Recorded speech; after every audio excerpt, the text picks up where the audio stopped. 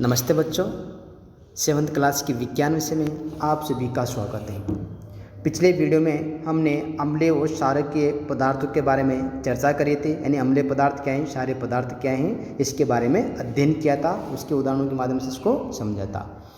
और अम्लीय और क्षारीय पदार्थों को जाँच करने के लिए हमने एक प्रकार से लिटमस पत्र का उपयोग किया था, जिन्हें सूचक कहते हैं। और सूचक के द्वारा ही हम एक प्रकार से क्या करते हैं, अम्लीय और क्षारीय पदार्थों की जांच करते हैं। सूचकों को जब हम अम्लता क्षारीय पदार्थ युक्त विलयन में मिलाया जाता है तो उनका रंग बदल जाता है। हल्दी, लिटमस, गुड़हल की पंखुड़ियाँ आदि कुछ प्राकृतिक रूप में पाए जाने वाले सूचक होते हैं। तो ये एक प्रकार से हम इसकी जांच कर लेते हैं, किसके माध्यम से, इसमें पाए जाने वाले पदार्थों के द्वारा। आगे हम देखते हैं यहाँ पर हमारे आसपास के प्राकृतिक सूचक कौन कौन से हैं। तो लिटमस एक प्राकृतिक रंजक है। सबसे सामान्य रूप से उपयोग किया जाने वाला प्राकृतिक सूचक लिटमस है। इसे लाइकेनो यानी सेक से निष्कर्षित किया जाता है। आशुद्ध जल में इसका रंग माव यानी नीलसोन होता है। जब इसे अम्लीय विलयन में मिला जाता है तो ये लाल हो जाता है, और जब क्षारीय विलयन में मिला जाता है तो ये नीला हो जाता है। ये विलयन के रूप में अथवा कागज़ की पट्टियों के रूप में उपलब्ध होता है, जिन्हें लिटमस पत्र कहते हैं। ये सामान्य लाल और नीले लिटमस पत्र के रूप में उपलब्ध होते हैं।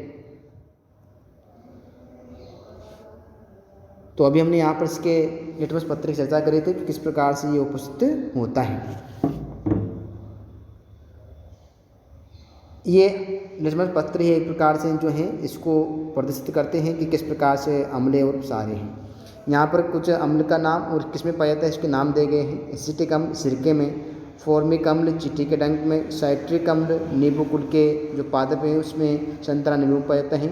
लैक्टिक अम्ल दही में उपस्थित होता है। ऑक्जेलिक अम्ल पालक में, एस्कॉर्बिक अम्ल आंवला और सिट्रस पर में उपस्थित होता है।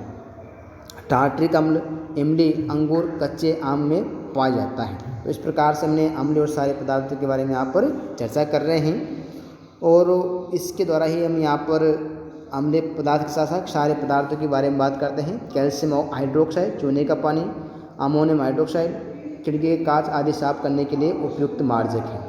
सोडियम हाइड्रोक्साइड और पोटेशियम हाइड्रोक्साइड साबुन में, मैग्नीशियम हाइड्रोक्साइड दूध या मैग्नीशियम या मिल्क ऑफ मैग्नीशियम इसे कहा जाता है, जैसे यहाँ पर चित्र में दिखाया गया है। लाइकेन और लाल और नीले लिटमस पत्र के बारे में बता रखा है। आगे हम यहाँ पर एक प्रयोग करके भी देख सकते हैं। इसको निष्कर्ष हम निकाल लेते हैं, और निष्कर्ष निकालने के बाद हम इसको तो इसका प्रयोग हम यहाँ पर इसको देखते हैं। प्लास्टिक के किसी प्याले, कटोरे या फ्रग नली में नींबू का रस लेकर उसमें थोड़ा पानी मिलाइए। ड्रॉप की सहायता उसमें उपयुक्त विलयन की एक बूंद को लाल लिटमस पत्र पर डालें। तो आप क्या देखेंगे इसमें, तो इसमें क्या इसके रंग में कोई परिवर्तन हुआ है। इसके रंग के परिवर्तन के साथ साथ इसी परीक्षण को नीले लिटमस पत्र के साथ कीजिए। नोट कीजिए क्या रंग में कोई परिवर्तन हो रहा है। इस क्रियाकलाप निम्नलिखित पदार्थों के साथ दोहराइए। नल के पानी, अपमार्जक का घोल, वलित पेय पदार्थ, साबुन का विलयन, शैम्पू, माने नमक का विलयन, शक्कर का विलयन आदि इसमें जो पदार्थ दे रखे हैं, बेकिंग सोडा, दूध या मैग्नीशियम, धामन सोडा इत्यादि, आंसू जल आदि दे रखा है, उसके साथ इसको मिलाते हैं। तो ये सब एक प्रकार से क्या करते हैं, लिटमस पत्र के रंग को परिवर्तित करने का कार्य करते हैं। कि आपकी सूची में कुछ ऐसे विलयन हैं जिनका लिटमस पत्र पर कोई प्रभाव नहीं होता। इन पदार्थों के नाम लिखिए। ऐसे विलयन जो लाल अथवा नीले लिटमस पत्र के रंग को परिवर्तित नहीं करते, उदासीन विलयन कहलाते हैं। ऐसे पदार्थ न तो अम्लीय हैं और ना ही क्या है वो क्षारीय होते हैं। तो इस प्रकार से उदासीन विलय कहलाते हैं। हम यहाँ पर बात करेंगे, हल्दी एक प्राकृतिक सूचक है। इसको किस प्रकार से इसका विलयन बनाकर हम इसका जाँच कर सकते हैं। क्रियाकलाप दे रखा है इसमें। 1 चम्मच हल्दी पाउडर लीजिए, इसमें थोड़ा जल मिलाकर इसका पेस्ट बनाइए। स्याही सोखता यानी ब्लोटिंग पेपर या फिल्टर पेपर पर हल्दी का पेस्ट लगाकर हल्दी पत्र बनाइए और उसे सुखा लीजिए। हल्दी पत्र की पतली पतली पट्टियाँ काट लीजिए। हल्दी पत्र की पट्टी पर 1 बूंद साबुन का विलयन डालिए। आप क्या देखते हैं। तो यहाँ पर आप क्या देखेंगे, इस चित्र में जो बताए गए हैं उस बात के बारे में चर्चा करेंगे। यहाँ पर इस प्रकार सारणी 5.3 में दिए गए विलयनों का परीक्षण कीजिए और अपने परीक्षणों को सारणी 5.3 में नोट कीजिए। आप अन्य पदार्थों के विलयनों से भी परीक्षण कर सकते हैं। तो जैसे यहाँ पर ये सारणी दे रखी हैं, इस सारणी के माध्यम से हल्दी के विलयन में क्या क्या प्रभाव होते हैं, इनको आप जब उस पर डालेंगे उसकी टिप्पणी कर सकते हैं। जैसे नींबू का रस में डालते हैं तो क्या परिवर्तन, रंग में क्या परिवर्तन होता है, तो ये प्रयोग के माध्यम से हम उसको करके देखेंगे, तब आपको वह सभी को समझ में आता है।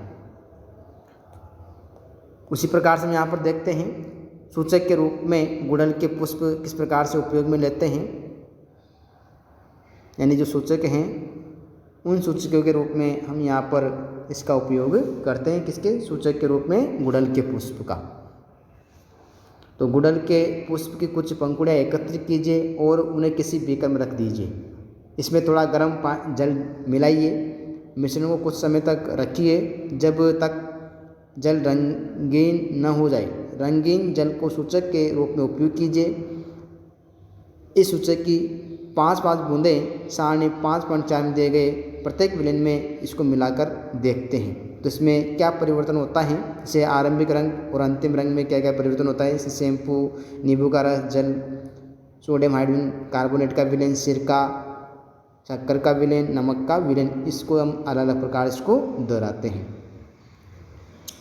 सूचक का अम्लीय, क्षारीय और उदासीन विलयनों पर क्या प्रभाव पड़ता है। गुड़हल के पुष्प का सूचक अम्लीय विलयन को गहरा गुलाबी मेजेंटा और क्षारीय विलयन को हरा कर देता है। कौन सा पदार्थ, ये सूचक का अम्लीय और क्षारीय विलयनों के लिए। तो आप इसमें देख सकते हैं यहाँ पर नली दे रखी हैं अम्ल सूचक और क्षारक के रूप में। तो ये गुड़हल का पुष्प हैं। आप इन प्राकृतिक सूचकों को बनाकर इसमें अम्ल और क्षारीय विलयन, उदासीन विलयनों में रंग परिवर्तन देखने का प्रयास कर सकते हैं। तो ये यहाँ पर आपको कुछ रंग में इसमें दिखाई देते हैं।